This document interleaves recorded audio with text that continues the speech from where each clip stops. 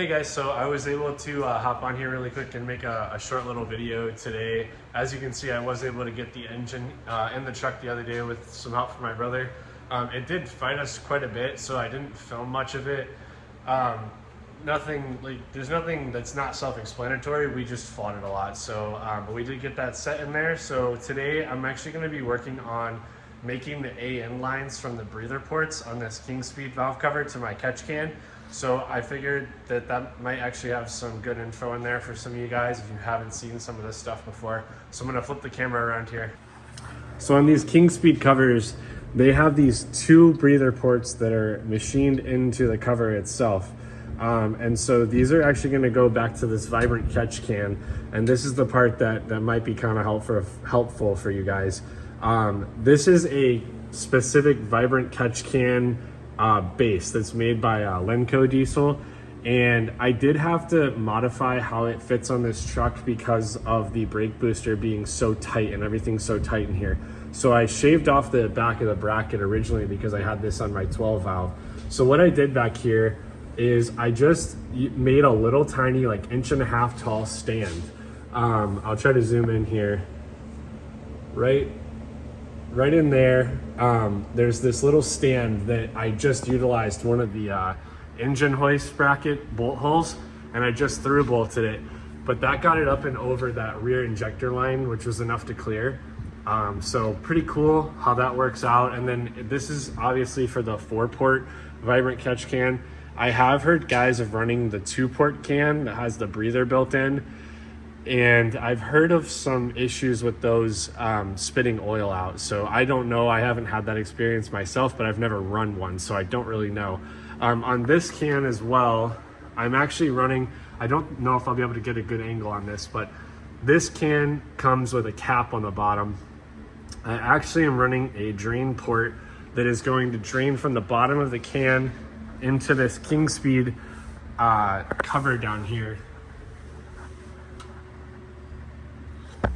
And that just allows me to run a drain, so I never have to worry about it. I mean, the odds of that ever filling up, that'd probably be a problem. So if it ever did, but in this case, it's not. So that's how I'm running that, so I can kind of forget about it. So today I'm just gonna do a quick little video on making these lines. I think I'm gonna route them to where they go parallel here with the valve cover, and then they make their turn, just so I don't have, you know, these lines running right over the top. So I have some AN line clamps that I'm going to use to hold that all tight.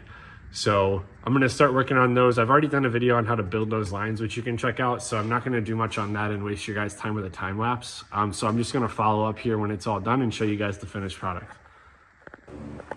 Okay guys, so here's the finished result. I do have to order another 90.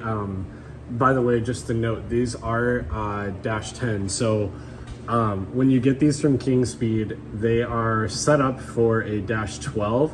So I ran a -12 to -10 reducer right here, just so you know, because I didn't need that big of a line. That being said, I have to order another 90 to finish the drain portion I had told you about. But this is what this looks like now with the clamps on it and everything. And then the 180 back there is just a vent. And eventually I'm just gonna run a little piece of line down here somewhere and kick it down there, but that's how I set up my vent. I thought that would be about the cleanest way to do that. So now you get the concept, and then I'm gonna move on to probably doing some power steering line stuff and show you guys a few tips and tricks on that.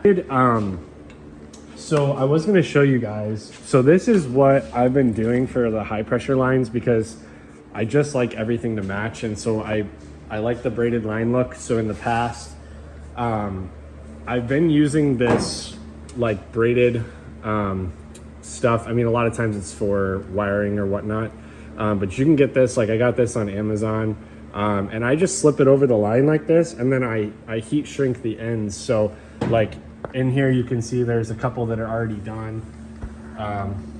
Like right there, you can see the heat shrinked end, and then on this one here. But then it just gives you this nice like braided look. But I had this set up obviously for a different power steering pump with the 12 valve. So I am gonna have to make these other lines work.